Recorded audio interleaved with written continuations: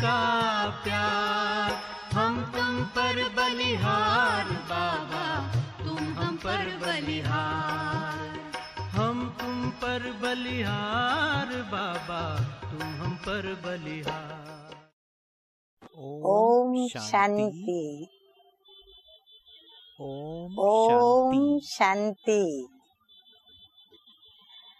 आज की तारीख है 10/3/13 और आज फिर रविवार है। तो फिर से हमारे प्राण प्यारे मीठे मीठे सत्यम शिवम सुंदरम प्यारे और न्यारे शिव बाबा ने प्रजापिता ब्रह्मा बाबा के द्वारा अपने सर्व गुणों का साक्षात्कार कराते हुए हम बच्चों को विविध शिक्षाएं दी।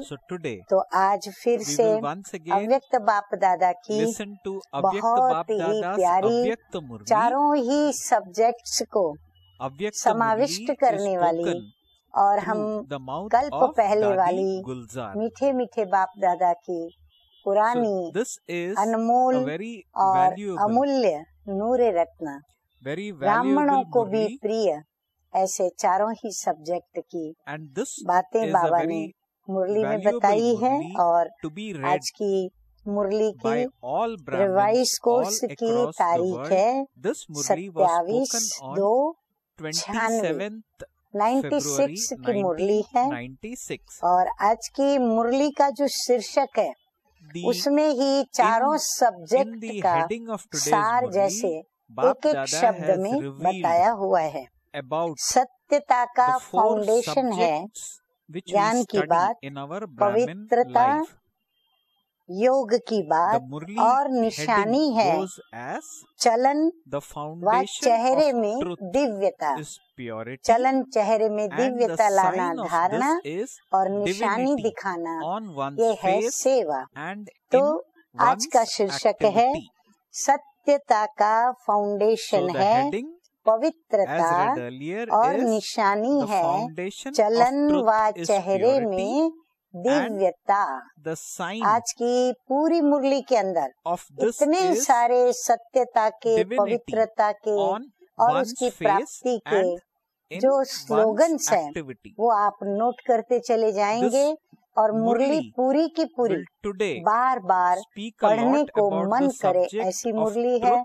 आशा करती हूँ बार बार पढ़ेंगे क्योंकि ये हमारे निज के स्वभाव की आवश्यकता भी है और निज के स्वभाव की यह एक अपनी बात है। आज मुरली की शुरुआत आज सत बाप, सत शिक्षक, सत गुरु अपने चारों ओर के सत्यता के शक्ति स्वरूप बच्चों को देख रहे हैं।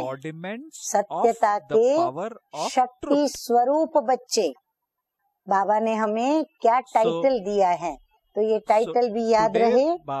तो सत्यता का फाउंडेशन पवित्रता है। याद रहे सत्यता का फाउंडेशन पवित्रता है और सत्यता का प्रैक्टिकल प्रमाण चेहरे पर और चलन में दिव्यता होगी। कैसे पहचाने कि ये व्यक्ति सत्य है, ये सत्य बोलती है, सत्य करती है। तो बाबा कहते हैं उसका प्रैक्टिकल प्रमाण क्या होगा, उसके चेहरे और चलन में दिव्यता भासेगी। दुनिया में भी अनेक आत्माएं अपने को सत्यवादी कहते हैं व समझते हैं, लेकिन संपूर्ण पवित्रता सत्यता के आधार पर होती है। लेकिन बाबा कहते हैं सत्यता पवित्रता के आधार पर होती है। पवित्रता नहीं तो सदा सत्यता रह नहीं सकती है।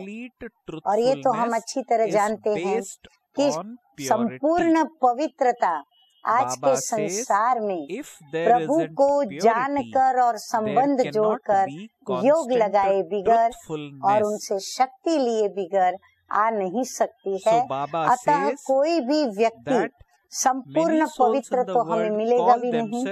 इसीलिए सत्यता भी पूर्ण रूप से हमें इस संसार में प्राप्त नहीं हो सकती है। पवित्रता नहीं तो सदा सत्यता भी रह नहीं सकती है। तो आप सबका फाउंडेशन क्या है? बाबा कहते हैं पवित्रता। ब्राह्मण माना ही पवित्रता। हम ब्रह्मा कुमार ब्रह्मा कुमारी की पहचान ही है पवित्रता। तो पवित्रता के आधार पर सत्यता का स्वरूप स्वतः और सहज सदा होता है। यदि हम पवित्रता की परसेंटेज में आगे हैं तो हमारी सत्यता भी उतनी परसेंटेज में सदा स्वतः ही दिखाई देगी। सत्यता को सिर्फ सच बोलना, सच करना, इसको ही नहीं कहा जाता, लेकिन सबसे पहला सत्य। बाबा कहते कई क्या सोचते हैं कि हम तो सच बोलते हैं, हम तो सच करते हैं, माना हम तो सच्चे हैं। लेकिन बाबा कहते हैं इतना ही सच बोलना नहीं होता। लेकिन सत्यता किसको कही जाती है? सत्यता, सत्य जिससे आपको पवित्रता की व शक्ति सत्यता की आपके अंदर पहले आई हुई हो। कभी कहा जाता है जब सबसे पहले सत्य जिससे आपको पवित्रता की व सत्यता की शक्ति आई, तो उसमें पहली बात कौन सी है जिससे हमारे में सत्यता आई और पवित्रता की शक्ति आई? तो पहली बात है अपने सत्य स्वरूप को जाना है कि मैं आत्मा हूँ। ये सत्य स्वरूप पहले नहीं जानते थे, अभी जाना हमने। तो अभी हमने जब जाना कि मैं आत्मा हूँ और मैं किसकी संतान, जो सत्य है, सत्य है, चित्त है, आनंद स्वरूप है, तो हमारे अंदर सत्य स्वरूप की पहचान आई जो हम पहले नहीं जानते थे। लेकिन पहला सत्य क्या हुआ कि अपने स्वरूप को जाना। सच बोलना पहला सत्य नहीं, सच करना पहला सत्य नहीं, लेकिन पहला सत्य क्या है? तो बाबा कहते हैं पहले स्व के स्वरूप को सत्य रूप से जानना। मैं फलानी हूँ या फलाना हूँ, बॉडी के हिसाब से क्या वो सत्य था? वास्तव में ये जो हम पहचान देते हैं, मैं ये हूँ, मैं वो हूँ, बाबा कहते क्या ये परिचय सत्य था? नहीं ना, तो ये सत्य नहीं था। सत्य स्वरूप है पहले स्वस्वरूप। मेरा स्वस्वरूप क्या? मैं आत्मा हूँ। फिर दूसरी बात क्या जानी सत्यता की? दूसरा सत्य बाप के सत्य परिचय को जाना। मुझ आत्मा का सच्चा बाप कौन है वो हमने सच जाना। अच्छी तरह से अपना सत्य स्वरूप और बाप का भी सत्य परिचय जान लिया है ना? बाबा पूछ रहे हैं। तीसरी बात, इस सृष्टि चक्र को भी सत्य रूप से जाना। और तीसरा हमने क्या जाना कि ये सृष्टि चक्र क्या है, कैसे हम इस सृष्टि चक्र में आत्माएं आती हैं, 84 का पार्ट प्ले करती हैं, कैसे ऊपर से आई फिर जाने का समय आता है। ये सारा हमने कर्म अकर्म विकर्म जन्म पुनर्जन्म पूर्व जन्म ये सारी बातें हमने जानी। अच्छी तरह से अपना सत्य रूप और बाप का सत्य परिचय जान लिया। तीसरी बात, इस सृष्टि चक्र के भी सत्य स्वरूप को जाना कि ये चक्र क्या है और इसमें फिर मेरा पार्ट क्या है। तो अपना पार्ट अच्छी तरह से स्पष्ट रूप से जान लिया। बाबा पूछ रहे हैं कि वो भी जान लिया? जान लिया। हाँ, हम बच्चे यही कहेंगे कि वो भी जान लिया। आपका पार्ट अच्छा है ना? बाबा कहते हैं आपने जो जाना तो उसमें आपको अपना पार्ट जो जाना वो अच्छा लगा, अच्छा है ना? तो हम क्या कहेंगे? जी बाबा, बहुत बहुत बहुत अच्छा है। सबसे अच्छा पाठ संगम युग का कहेंगे। आपके 84 जन्मों में भी सबसे अच्छा पाठ किस युग का है? संगम युग का है। लेकिन आपका देवात्मा का पाठ भी विश्व में सारे चक्र की आत्माओं से श्रेष्ठ है। बाबा कहते हैं चलो संगम में ब्राह्मण जन्म का पाठ तो अच्छा है, लेकिन जो सतयुग का देवात्मा का पाठ है वो भी विश्व में सारे चक्र की आत्माओं के पाठ से भी श्रेष्ठ है। चाहे धर्मात्माएं चाहे महात्माएं भी पाठ बजाती हैं, लेकिन वो आत्मा और शरीर दोनों से पवित्र नहीं है। भले वो धर्मात्मा कहलाती हैं, पवित्र आत्मा कहलाती हैं, महान आत्मा कहलाती हैं, लेकिन उनका शरीर और आत्मा दोनों पवित्र नहीं। लेकिन आप देवात्माएं शरीर और आत्मा दोनों से पवित्र है, तो उनसे भी बढ़कर हम हो गए। तो बाबा कहते हैं आपका पाठ उनसे भी बड़ा है। जो सारे कल्प में और कोई भी आत्मा ऐसी नहीं जिसका शरीर भी पवित्र हो और आत्मा भी पवित्र हो। वो पाठ हमें मिला है जो हम सतयुग में प्ले करते हैं। तो पवित्रता के फाउंडेशन के सिवाय आपके और कोई भी आत्मा इस सृष्टि में श्रेष्ठ नहीं है। सारे चक्र में अगर हम देखें तो सारे चक्र में बाबा कहते हैं आप जैसा कोई भी श्रेष्ठ आत्मा नहीं है। आपको देवात्मा का अपना पाठ याद है? हाँ, बाबा स्मृति दिला रहे हैं कि सतयुग में आपका जो देवात्मा का पाठ है वो आपको याद है, पांडवों को याद है। देवात्मा की पवित्रता नेचुरल रूप में रही है। जो देवात्माएं थी जब आप, तो बाबा कहते हैं आपकी पवित्रता आपका स्वभाव था, नेचुरल रूप में थी। महान आत्माएं आत्माओं को पवित्र बनाती हैं, लेकिन बहुत पुरुषार्थ से नेचुरल नहीं बनती।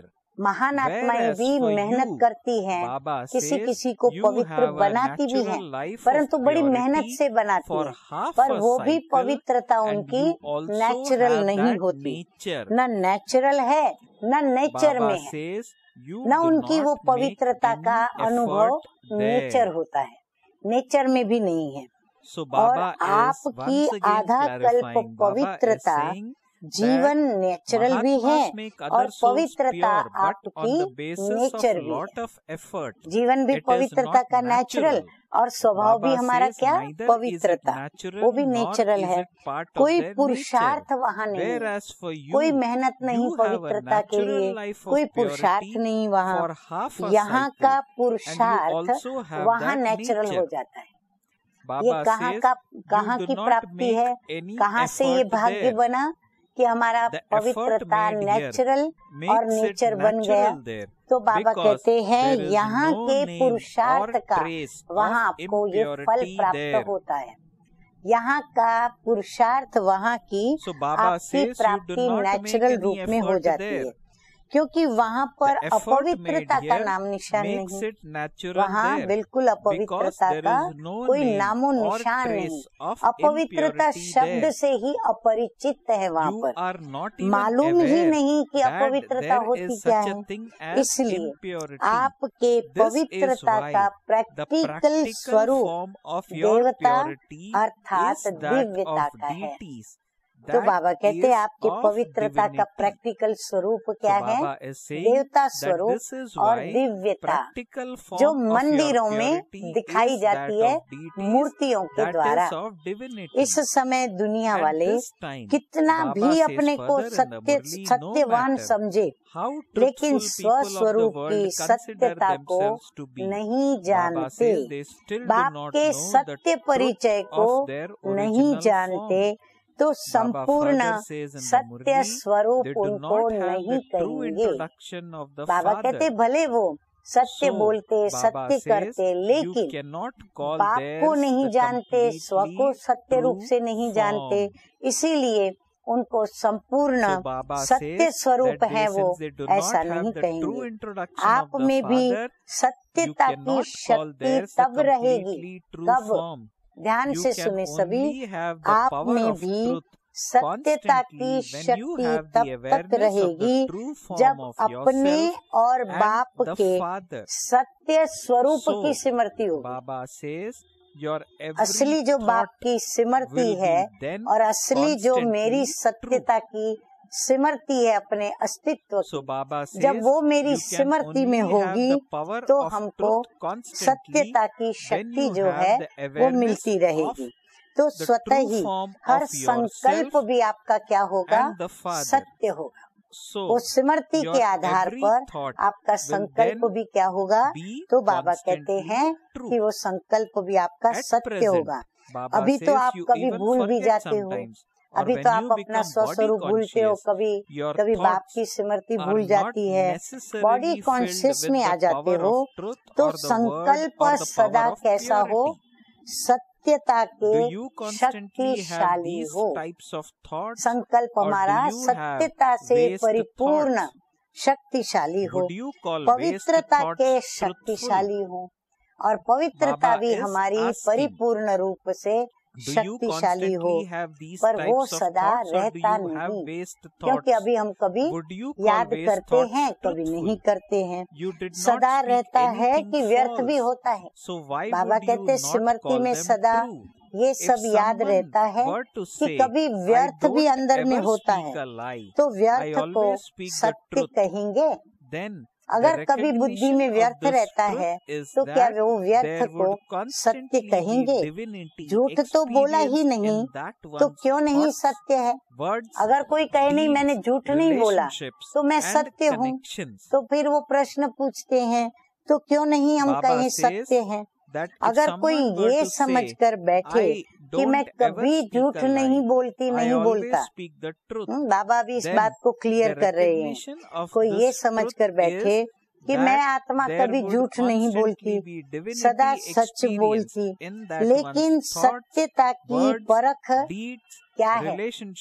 अब बाबा वो बताने जा रहे हैं कि सत्यता की परख है कि संकल्प, बोल और कर्म, फिर संबंध, आपसी संपर्क, उसमें दिव्यता का अनुभव हो। जब इन सब बातों में संकल्प, बोल, कर्म, संबंध, संपर्क, सब में दिव्यता का अनुभव हो, तब कहेंगे सत्य स्वरूप है। बोल सच रहे हैं लेकिन दिव्यता नहीं है। बाबा कहते कई बच्चे बोलते सच्चा है, लेकिन जो चेहरे पर दिव्यता दिखनी चाहिए वो दिव्यता दिखती नहीं है। देखते हो ना, कई बार कहेंगे कि मैं तो सच बोलती, मैं सच बोलती, मैं सदा सच्ची हूँ, लेकिन बोल में, कर्म में अगर दिव्यता नहीं है तो दूसरे को आपका सच नहीं लगेगा। फिर आप कितना भी कहो मैं सच बताती हूँ, सच बोलती हूँ, परंतु चलन चेहरे पर अगर दिव्यता नहीं तो बाबा कहते हैं कि वो सच, उनको सच लगेगा नहीं। यही समझेंगे कि ये अपने को सिद्ध कर रही है। उनको कैसा फील होगा? सच बोल रही है नहीं, सत्य स्वरूप है नहीं, ये सच्ची है ऐसा नहीं, लेकिन ये अपने को सिद्ध कर रही है। लेकिन उन समझ में नहीं आता कि ये सत्य है, ये सिद्ध कर रही है, पर उसको समझ में नहीं आता कि ये सत्य है। सत्य को सिद्ध करने के लिए सिद्ध करने की आवश्यकता नहीं है। क्यों? क्योंकि सत्य स्वयं सिद्ध है। तो सत्यता के सागर बाप ने क्या कहा कि सत्य को सिद्ध करने के लिए सिद्ध करने की आवश्यकता नहीं है, क्योंकि सत्य जो है वो स्वयं सिद्ध है। अगर अपने सत्य को, ध्यान से सुने, अगर अपने सत्य को जिद से सिद्ध करते हैं तो दिव्यता दिखाई नहीं देती है। ये साधारणता है, जिद से सिद्ध करना ये साधारणता है, दिव्यता नहीं। जो दुनिया में भी लोग करते हैं। और बाप दादा सत्य की निशानी एक स्लोगन में कहते हैं। बाप दादा कहते हैं अगर किसी की दिव्यता देखनी हो, उसकी सत्यता की निशानी देखनी हो, तो बाप दादा एक ही स्लोगन में कहते हैं, साकार द्वारा भी सुना, जो सच्चा होगा वो कैसा दिखाई देगा। बाबा ने बता दिया है कि जो सच्चा होगा उसका चलन चेहरा कैसा दिखाई देगा। क्या दिखाई देगा? सच तो नच। बाबा कहते हैं यदि सच्चे हैं तो वो नाचते हैं, वो नचते हुए दिखाई देते हैं, सदा खुशी में वो नाचता रहेगा। जब जिद करके सिद्ध करते हो तो आप अपना या दूसरों का चेहरा नोट करेंगे तो वो खुशी का नहीं होगा। जिद से सिद्ध कर रहे हैं ना, तो खुशी गायब होती है, सिद्ध करने में लगे हुए हैं। थोड़ा सोचने का और थोड़ा उदासी का होगा, क्योंकि हम जिद कर रहे हैं उनको मनवाने की, और वो मान नहीं रहे इसीलिए जिद कर रहे हैं। तो चेहरे पर वो मान नहीं रहे हैं, ये नेगेटिविटी उदासी के रूप में, थोड़ा नाराजगी के रूप में दिखाई पड़ती है या बोल में नजर आती है। तो वो उदासी का चेहरा दिखाई देगा, नाचने का नहीं होगा। सचित बिठो नच, सदा खुशी में वो नाचता है। तो खुशी में जीवन के दिन या रात बहुत अच्छी लगती है, और थोड़ा भी सत्य में यदि असत्य मिक्स है तो उस समय की जीवन अच्छी नहीं लगती। अगर सच तबिठो नच है तो दिन और रात उनको बहुत अच्छे लगते हैं। अगर उसमें मिक्स है असत्यता सत्य के अंदर, तो बाबा कहते हैं जीवन में उनको ये अच्छा नहीं लगता, उनके दिन रात अच्छे नहीं व्यतीत होते। तो सत्यता का अर्थ ही है सत्य स्वरूप में स्थित होके। कौन से सत्य स्वरूप में?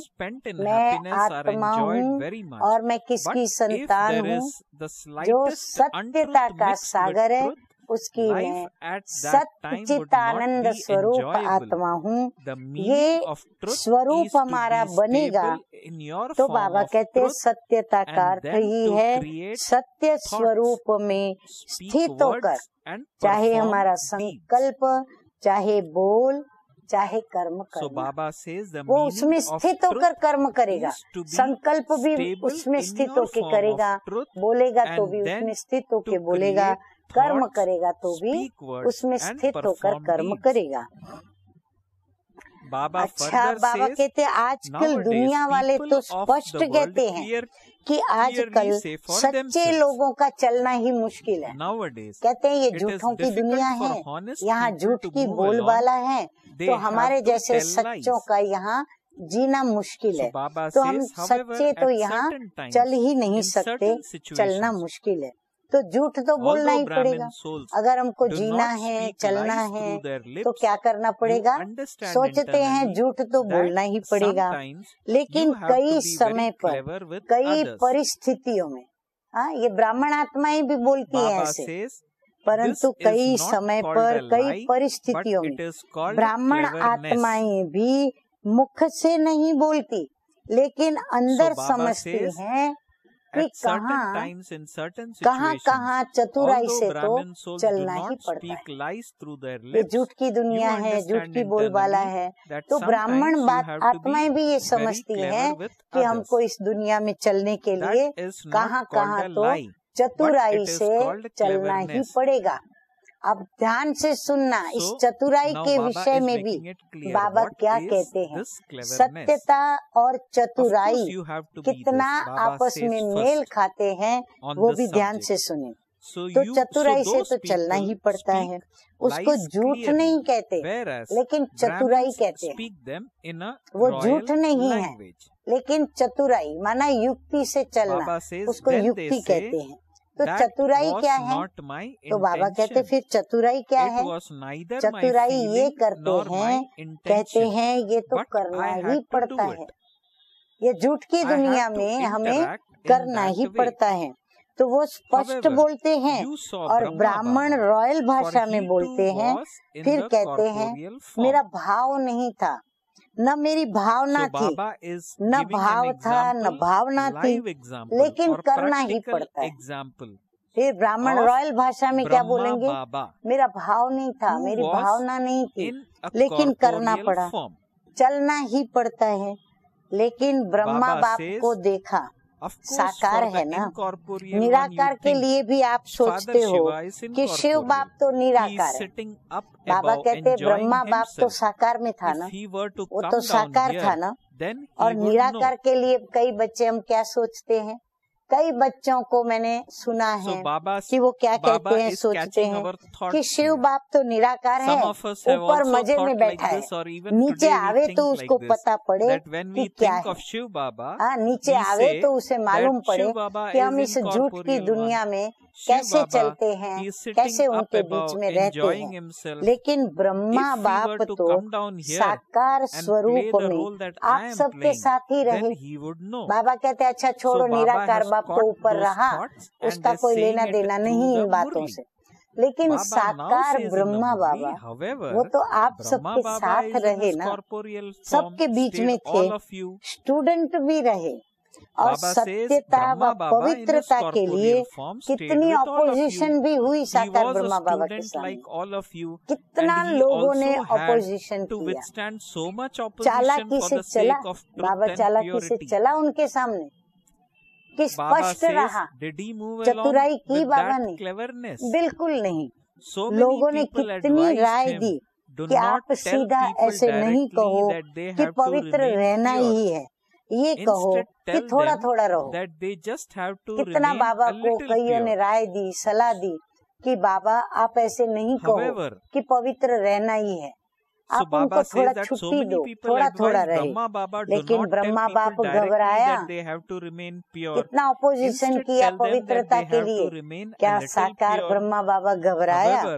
सत्यता की शक्ति को धारण करने में, ध्यान से सुने, नोट डाउन करें, सत्यता की शक्ति धारण करने में सहन शक्ति की भी आवश्यकता है, क्योंकि सत्यता का सामना बहुत करेंगे तो फेस करना पड़ेगा, सामना करना पड़ेगा।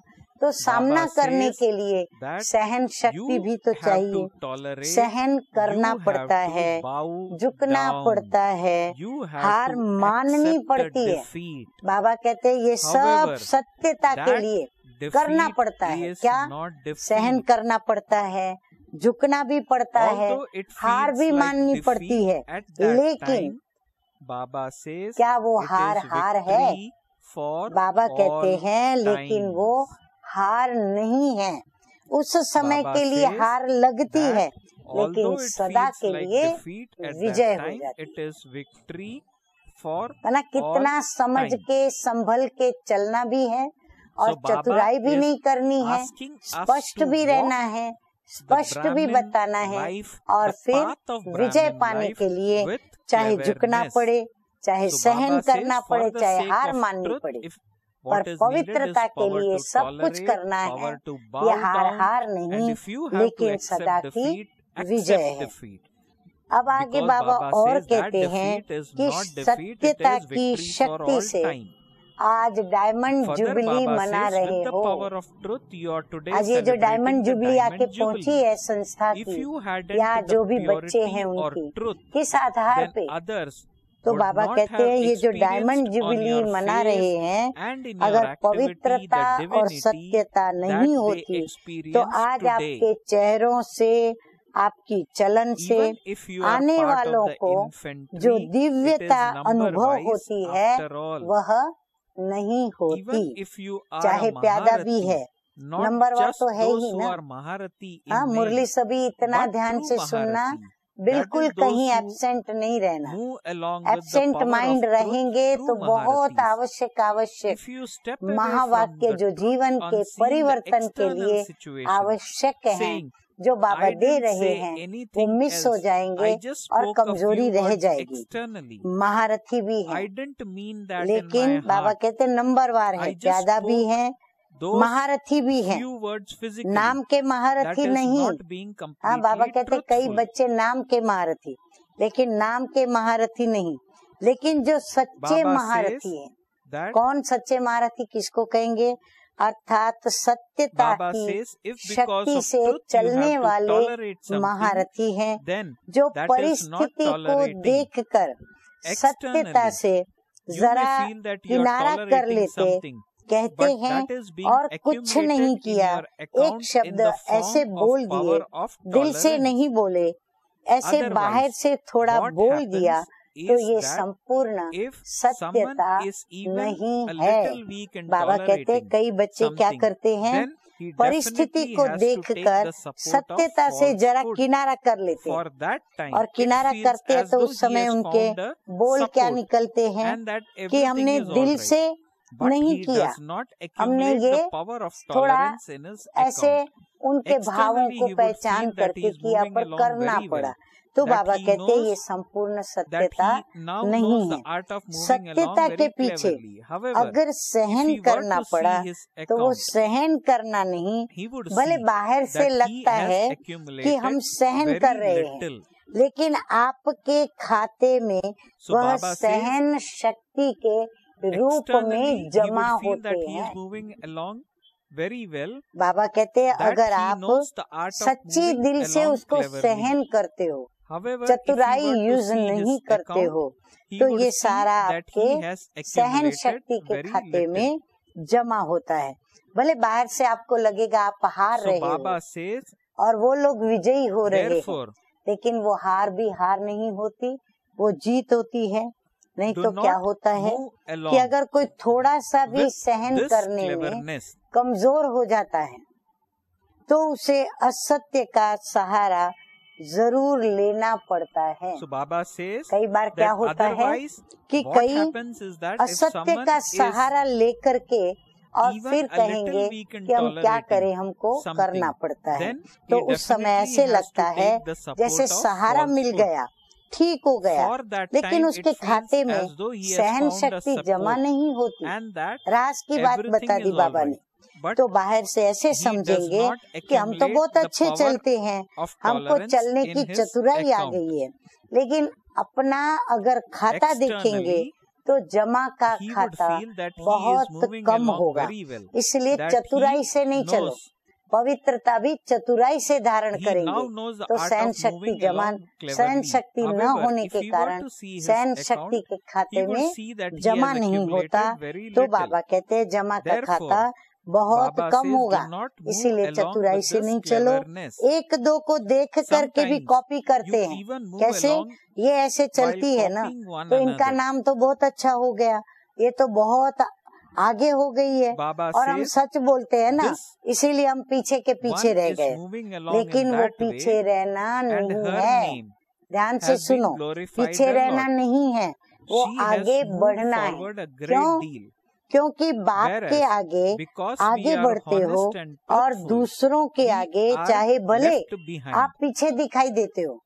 बाबा कहते हैं ऐसे बच्चे बाप के आगे हैं, आगे बढ़ते हैं, बाबा उनको देखते हैं और दूसरे भले आगे बढ़ते दिखाई देते हैं, चाहे आप भले पीछे दिखाई दो, लेकिन काम आपका किससे है? उन आत्माओं से है कि बाप से है? बाप से या आत्माओं से? तो जवाब मिला बाप से। तो बाप के दिल में आगे बढ़ना अर्थात सारे कल्प के प्रारब्ध में आगे बढ़ना, और अगर यहाँ आगे बढ़ने में आत्माओं को कॉपी करते हो तो उस समय के लिए तो आपका नाम होता है, शान भी मिलती है, भाषण करने वालों की लिस्ट में भी आ जाते हो, सेंटर संभालने की लिस्ट में भी आते हो, लेकिन सारे कल्प की प्रारब्ध नहीं बनती। फिर से राज खोल के बाबा स्पष्ट हमको अपना पुरुषार्थ का फल क्या होगा वो बता रहे हैं, जिसको बाप दादा कहते हैं मेहनत की, बीज डाला, वृक्ष बड़ा किया, फल भी निकला, लेकिन क्या किया आपने? कच्चा फल खा लिया, फल को पका ही नहीं और आपने खा लिया। हमेशा के लिए प्रारब्ध का फल खत्म हो जाता है, तो अल्पकाल के शान, मान और नाम के लिए कॉपी नहीं करो, किसी भी मनुष्य आत्मा की कॉपी नहीं करो। यहाँ नाम नहीं है, लेकिन बाप के दिल के अंदर आगे नाम है। आपको नाम कहाँ करना है? बाप के दिल के आगे, सबसे अंदर आगे नाम करना है। इसलिए डायमंड बनना है तो ये सब चेकिंग करो। जरा भी रॉयल रूप का दाग डायमंड में छिपा हुआ तो नहीं है। तो सत्यता की शक्ति से दिव्यता की धारणा करो। कुछ भी सहन करना पड़े, घबराओ नहीं, बाबा हिम्मत दे रहे हैं। सत्य समय प्रमाण स्वयं सिद्ध होगा, थोड़ा धीरज रखना पड़े। कहते भी हो ना कि सत्य की नाव डोलती है, डूबती नहीं। तो किनारा तो ले लेंगे ना, किनारे पर तो जरूर आएंगे। डोलती है तो निर्भय बनो। डोलती है, डूबती तो नहीं है ना, तो जरूर डोलते डोलते किनारे पर तो आ ही जाएगी। अगर कहाँ भी सामना करना पड़ता है तो ब्रह्मा बाबा के जीवन को आगे रखो। ब्रह्मा बाबा के आगे दुनिया की परिस्थितियाँ तो थी, लेकिन वैरायटी बच्चों की भी परिस्थितियाँ रही। संगठन में होते, जिम्मेवारी होते, सत्यता की शक्ति से ब्रह्मा बाप विजयी हो गए। बच्चों की खिटपिट ब्रह्मा बाप ने नहीं देखी क्या? ब्रह्मा बाप के आगे भी वैरायटी संस्कार वाली आत्माएं रही, लेकिन इतनी सब परिस्थितियां होते हुए भी सत्यता की स्वस्थिति ने ब्रह्मा बाप को क्या किया? संपूर्ण बना दिया। इसीलिए बाबा कहते हैं सबको क्या बनना है? सहन शक्ति धारण करनी है। असत्यता का बाबा कहते हैं सामना करो।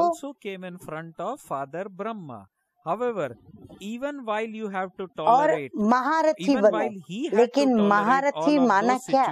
बाबा कहते हैं चतुराई से चलना, इसको महारथी नहीं कहते। महारथी जो चतुराई से चलते हैं वो ग्रहाचारी में है। इसलिए बाबा ने स्लोगन क्या दिया? फॉलो महारथी नहीं, फॉलो फादर। बाबा ने नहीं कहा फॉलो ब्रदर और सिस्टर। तो साकार कर्म में ब्रह्मा बाबा को आगे रखो, उनको फॉलो करो, और अशरीरी बनने में निराकार बाप को फॉलो करो। तो अभी बाप बच्चों को क्या करना है? बाबा कहते हैं कभी भी ये न सोचें कि सतयुग में चाहे हम भले कम पद पाएंगे, लेकिन हम सुखी तो होंगे ही, दुख तो होगा ही नहीं। सब प्राप्तियां वहाँ होंगी, चाहे प्रजा की भी प्रजा होंगे तो भी अप्राप्ति तो होंगी नहीं। तो अभी तो मजा ले ले, पीछे देखा जाएगा। लेकिन ये अल्पकाल का मजा सजा के भागी बना देगा। तो वो मंजूर है कि सजाएं खाएंगे थोड़ी, फिर सजा का भी थोड़ा मजा ले लेना। बाबा कहते फिर सजा की भी मजा ले लो। नहीं, तो तीन बातें याद रखो: पवित्रता, सत्यता और दिव्यता। दिव्यता का अर्थ ही है दिव्य गुणों के द्वारा कर्म करना, संकल्प करना, यही दिव्यता है।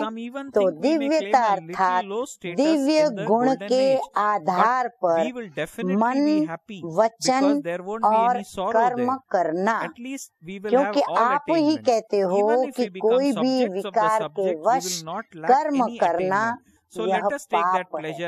तो दिव्यता खत्म हो गई ना। फिर बाप दादा ने ड्रिल कराई। ड्रिल कराने के बाद बाप दादा ने कहा कि बस 1 सेकंड में अपने को अशरीरी बनाना है, संकल्प करना है मैं अशरीरी आत्मा हूँ। तो सेकंड लगती है, तो सेकंड में अशरीरी, न्यारे और बाप के प्यारे, ऐसे बाबा को बीच बीच में याद करते रहो सारा दिन में। और इस प्रकार बाबा से सब कुछ भुलाकर अशरीरी बन जाओ। 5 मिनट बाप दादा ने ड्रिल कराई। अच्छा, बाबा से चारों ओर के सर्व पवित्रता के फाउंडेशन को मजबूत रखने वाले सदा सत्यता की शक्ति से विश्व में भी सत्य युग अर्थात सत्यता की शक्ति से शक्ति के वाइब्रेशंस फैलाने वाले, देखो बाबा हमें कितना ऊंची नजर से देखते हैं, सदा हर समय मन वाणी कर्म तीनों में दिव्यता धारण करने वाले, सदा फॉलो फादर करने के नेचुरल अभ्यास वाली आत्माओं को बाप दादा का याद प्यार और नमस्ते। हम रूहानी बच्चों की रूहानी बाप दादा को याद प्यार, गुड मॉर्निंग और नमस्ते नमस्ते। वरदान बड़ा अच्छा है। बिंदु की मात्रा को जान, बीती को बिंदी लगाने वाले सहज योगी भव। सबसे सरल मात्रा बिंदी है। बाप दादा सिर्फ बिंदी का हिसाब बताते हैं। स्वयं भी बिंदु रूप बनो, याद भी बिंदु को करो और ड्रामा के हर दृश्य को जानने के बाद बिंदु की मात्रा लगा दो। इस बिंदु की मात्रा के महत्व को जान, बीती को बिंदु लगा दो, बिंदु बन जाओ तो सहज योगी बन जाएंगे। वैसे भी अब बिंदी बनकर घर जाना है और घर में भी सब बिंदु रूप में रहते, जहाँ संकल्प कर्म संस्कार सब मर्ज है। स्लोगन है आज का, कर्म योगी बन कर्म करते भी, कर्म योगी बने कर्म भी करें, पर स्थिति क्या हो, उपराम स्थिति में रहना अर्थात उड़ता पंछी बनना। ओम शांति। अच्छा, ओम शांति। तेरा एहसान बाबा चुकाने लिए, तेरा एहसान बाबा चुकाने लिए, मेरा हर जन्म हो तुम्हारे लिए, मेरा हर जन्म हो तुम्हारे लिए, फिर भी चुका न पाएंगे,